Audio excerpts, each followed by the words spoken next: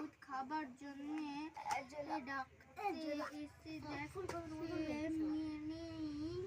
তিনি কখন কি ভেবে চাষে 1 ঘন্টা বেঁধে দিয়ে ঘরের মধ্যে সেইটি ধরে মা পাগলের মতো বাজাতে লাগলো ঢং ঢং ঢং ঢং।